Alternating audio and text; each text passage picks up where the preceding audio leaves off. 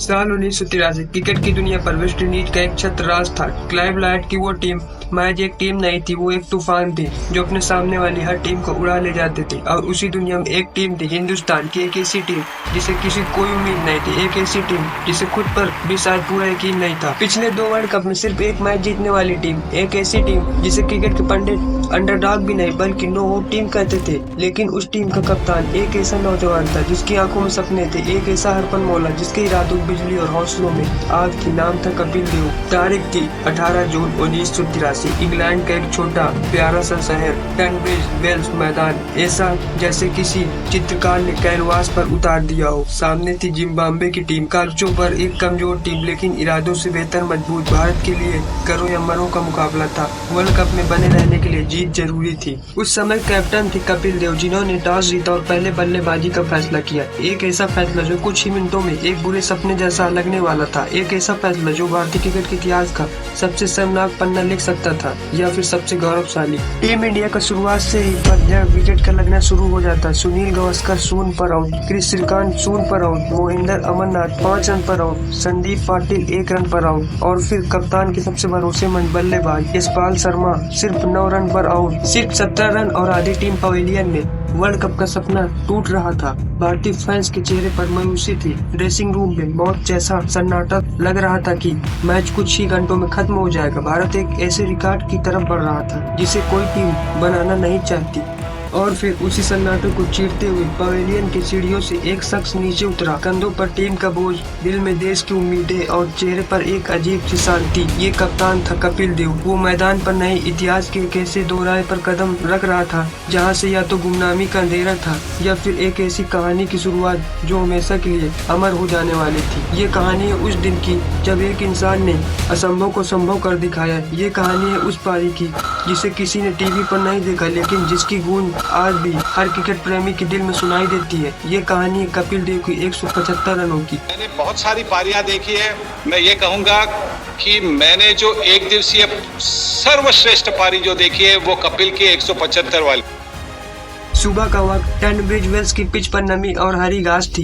गेंदबाजों के लिए किसी जन्नत से कम नहीं थी। जिम्बाब्वे के गेंदबाज पीटर रोशन और केवी करन आग उगल रहे थे। उनकी गेंद सांप की तरह लहरा रही थी। भारतीय बल्लेबाजों के पास जिनका कोई जवाब नहीं था। सोचिए उस ड्रेसिंग रूम का माहौल। सुनील गावस्कर जो उस दौर के सबसे महान बल्लेबाज थे, बिना खाता खोले लौट चुके थे। तूफानी बल्लेबाज श्रीकांत भी 0 पर और जिमी अमरनाथ जो सेमीफाइनल और फाइनल के हीरो बनने वाले थे, वो भी जल्दी निपट गए। टीम की रीढ़ की हड्डी टूट चुकी थी। 9 रन पर 4 विकेट थे। स्कोर किसी टीम का मनोबल तोड़ने के लिए काफी है। उस वक्त टीम के मैनेजर मान सिंह और दूसरे खिलाड़ी बस यही सोच रहे थे किसी तरह 100-120 रन बन जाए ताकि लड़ने के लिए कुछ तो हो। किसी ने सपनों में भी नहीं सोचा था कि यहाँ से कोई चमत्कार हो सकता है। उस वक्त कपिल देव ड्रेसिंग रूम के बाथरूम में नहा रहे थे। उन्हें लगा था कि टॉप ऑर्डर बल्लेबाज आराम से कुछ घंटे निकाल लेंगे, लेकिन जब विकेट गिरने का शोर लगातार बढ़ता गया तो वो तौलिया लपेटे बाहर आए और स्कोर बोर्ड को देखकर दंग रह गए। हैरान थे अब क्या होगा। 17 पर 5 विकेट। टीम इंडिया बर्बादी के घर पर खड़ी थी। कपिल देव ने पैड पहने जब वो बल्लेबाजी करने जा रहे थे तो टीम के किसी साथी ने हिम्मत करके कहा, कैपी जल्दी मत करना, अभी बहुत ओवर बाकी है। लेकिन कपिल देव के दिमाग में कुछ और ही चल रहा था।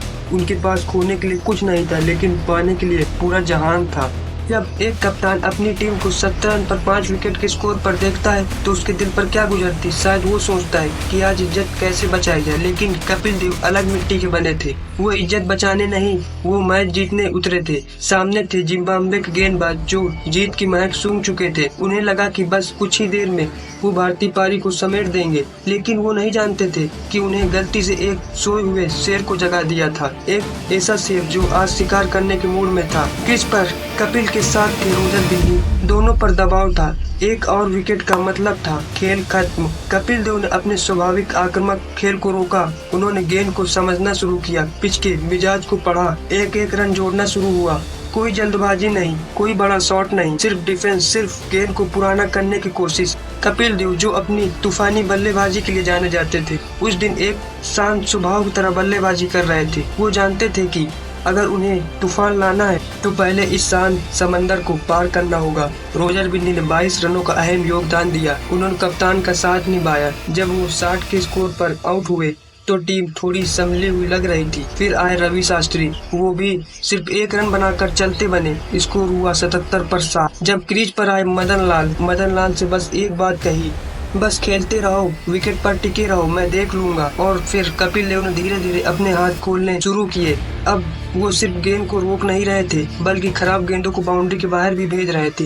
एक चौका, फिर दूसरा। जिम्बाब्वे कैप्टन डंकन फ्लेचर को थोड़ी चिंता होने लगी थी कि जो मैच उनके मुट्ठी में था वो धीरे धीरे फिसल रहा था। कपिल देव ने अपना अर्धशतक पूरा किया 70-80 गेंदों में। ये उनके कैरियर की सबसे धीमी अर्धशतकों में एक था, लेकिन शायद सबसे कीमती भी। अर्धशतक पूरा होते ही मैदान पर मौजूद मुट्ठी भर भारतीय दर्शकों ने ताली बजाई। ये तालियां सिर्फ 50 रन के लिए नहीं थी, ये उस हिम्मत के लिए थी जो कपिल दिखा रहे थे। मदन लाल ने भी 17 रनों की जुझारू पारी खेली। जब वो 140 के स्कोर पर आउट हुए तब तक कपिल ने अपनी असली रंग पर आ चुके थे। लेकिन जब भारत का स्कोर था 140 पर 8, जब क्रीज पर आने वाले थे विकेट कीपर सैयद किरमानी, और यहीं से शुरू हुई वो साझेदारी जिसने क्रिकेट के सारे समीकरण बदल दिए। सैयद किरमानी जब क्रीज पर आए तो कपिल देव शतक के करीब थे। किरमानी ने आते ही कपिल से कहा, तुम अपना नेचुरल गेम खेलो, मैं बस यहाँ खड़ा रहूंगा। ये वो शब्द थे जिन्होंने कपिल को आजादी दे दी। उन्होंने किरमानी की तरफ देखा, मुस्कुराए और शायद मन ही मन कहा, ठीक है, अब शो शुरू करते हैं। और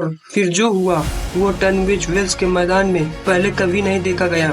कपिल देव ने जिम्बाब्वे के गेंदबाजों पर ऐसा हमला बोला जिसकी उन्होंने कल्पना भी नहीं की थी। ऑफ स्टंप के बाहर की गेंद, कवर के ऊपर से छक्का, शॉर्ट गेंद, फुल शॉट, गेंद मैदान के बाहर यार्कर डालने की कोशिश, कपिल देव ने उसे फुलटास बनाया और सामने की तरफ उड़ा दिया। वो बल्लेबाजी नहीं, वो एक बल्ला था। कपिल का बल्ला नहीं, एक तलवार चल रहा था जो हर गेंद को काट रही थी। गेंद बेबस थी, फील्डर दर्शक बन गए थे। गेंद मैदान के चारों कोनों में जा रही थी। उन्होंने अपना शतक पूरा किया, एक ऐसा शतक जो किसी चमत्कार से कम नहीं था। 17 पर 5 से 100 तक का सफर, ये एक अकेले योद्धा की कहानी थी। ऐसा लग रहा था जैसे कोई इंसान नहीं, कोई दैव शक्ति खेल रही हो। शतक के बाद कपिल और भी खतरनाक हो गए जब उन्हें टीम के स्कोर को नहीं, सिर्फ गेंद को बाउंड्री के बाहर भेजने की परवाह थी। उनका हर शॉट एक जवाब था। उन पंडितों को जवाब जो भारतीय टीम को कमजोर समझते थे, उन विरोधियों को जवाब जो उनको हल्के में ले रहे थे। दूसरे छोर पर सैयद किरमानी चट्टान की तरह खड़े थे। उन्होंने कपिल को ज्यादा से ज्यादा स्ट्राइक दी। जब ओवर की आखिरी गेंद होती तो वो 1 रन लेकर स्ट्राइक कपिल को दे देते। ये एक परफेक्ट साझेदारी थी। एक तरफ आग तो दूसरी तरफ बर्फ, एक तरफ तूफान तो दूसरी तरफ शांति। किरमानी ने 56 गेंदों में नाबाद 24 रन बनाए, लेकिन उनकी उस पारी की कीमत 240 रनों से कम नहीं थी। कपिल 100 से 125 से 150 और 150 से 175 तक कैसे पहुंचे, इसका हिसाब रखना मुश्किल हो गया था। उन्होंने उस दिन 16 चौके और 6 छक्के लगाए, और वो छक्के कोई आम छक्के नहीं थे। गेंद मैदान के बाहर पेड़ों में दर्शक की गाड़ियों पर जाकर गिर रही थी। टनब्रिज वेल्स का वो शांत मैदान कपिल देव के नाम के शोर से गूंज रहा था। एक शॉट जो आज भी लोगों को याद है, वो था उनका नटराज शॉट। एक पैर हवा में उठाकर शरीर को मोड़कर गेंद को बाउंड्री के पार भेजना, ये कपिल का ट्रेडमार्क शॉट था। उस दिन उन्होंने इसे कई बार दोहराया। ऐसा लग रहा था कि मानो क्रिकेट के मैदान पर भगवान शिव खुद तांडव कर रहे थे। जब 60 ओवर खत्म हुए तो स्कोर बोर्ड पर जो लिखा था उस पर किसी को यकीन नहीं हो रहा था। एक टीम जो 17 पर 5 थी, उसने 266 का विशाल स्कोर खड़ा कर दिया। इसमें से 175 अकेले कप्तान के थे। ये किसी भी वनडे मैच में खेली गई सबसे महान पारियों में से एक थी। लेकिन इस कहानी का सबसे दिलचस्प और दुखद पहलू जब सामने आता है। उस दिन 18 जून 1983 को BBC ब्रिटिश ब्रॉडकास्टिंग कॉर्पोरेशन के कैमरामैन और तकनीशियन हड़ताल पर थे। BBC उस वर्ल्ड कप का ऑफिशियल ब्रॉडकास्टर था। हड़ताल की वजह से उन्होंने तय किया था कि वो आज सिर्फ इंग्लैंड और पाकिस्तान के बड़े मैच को ही कवर करेंगे। भारत और जिम्बाब्वे जैसे छोटे मैच को कवर करने के लिए कोई नहीं गया। इसका मतलब ये था कि कपिल देव की उस ऐतिहासिक, उस चमत्कारी, उस अविश्वसनीय पारी की कोई वीडियो रिकॉर्डिंग मौजूद नहीं है। एक भी गेंद, एक भी शॉट रिकॉर्ड नहीं हो पाया। वो पारी सिर्फ उन कुछ हजारों लोगों को यादों में जिंदा है जो उस दिन मैदान पर मौजूद थे, या फिर उन खिलाड़ियों की जुबानी जिन्होंने अपनी आंखों से देखा था। शायद यही इस पारी को और महान बनाता है। एक लोक कथा बन गई, एक ऐसी कहानी जो एक पीढ़ी से दूसरी पीढ़ी तक को सुनाई जाती है। हम सिर्फ कल्पना कर सकते हैं कि वो दिन कैसा रहा होगा। हम सिर्फ सोच सकते हैं कि कपिल ने वो छक्के कैसे मारे होंगे। एक अनदेखा खजाना है जिसकी कीमत आज की HD रिकॉर्डिंग से कई ज्यादा है। अब कहानी का दूसरा हिस्सा शुरू होता है। जिम्बाब्वे को जीतने के लिए 267 रन बनाने थे। उस जमाने में ये एक बहुत बड़ा लक्ष्य था, लेकिन भारतीय टीम का आत्मविश्वास अब 7वें आसमान पर था। उनके कप्तान ने उन्हें दिखा दिया कि अगर आप हार न माने तो कुछ भी हो सकता है। ड्रेसिंग रूम में जब भारतीय टीम लौटी तो कपिल देव ने सिर्फ एक बात कही, मैंने अपना काम कर दिया, अब तुम्हारी बारी, चलो इस मैच को जीतते हैं। और भारतीय गेंदबाजों ने निराश नहीं किया। मदन लाल ने 3 विकेट और रोजर बिंदी ने 2 विकेट। कपिल देव ने भी कसी हुई गेंदबाजी की और एक अहम विकेट लिया। जिम्बाब्वे की टीम ने अच्छी लड़ाई लड़ी, लेकिन वो 235 रनों पर ऑल आउट हो गई। भारत ने वो असंभव मैच 31 रनों से जीत लिया।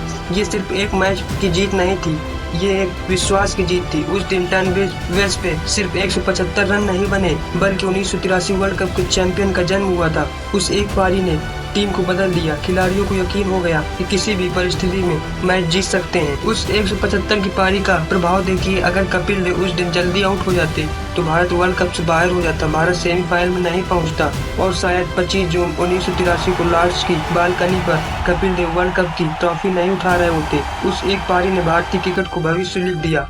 उसने करोड़ों युवाओं को सपने देखने की हिम्मत दी। उसने एक ऐसे देश को क्रिकेट का सुपर पावर बनने की नींव रखी जिसे कोई गंभीरता से नहीं लेता था। सचिन तेंदुलकर, सौरभ गांगुली, राहुल द्रविड़ और आज के विराट कोहली और रोहित शर्मा, उन सब की महानता की शुरुआत कहीं न कहीं उस एक दोपहर से हुई थी, जब एक हरियाणवी लड़के ने इंग्लैंड के एक छोटे मैदान पर दुनिया को अपने बल्ले से हिला दिया था।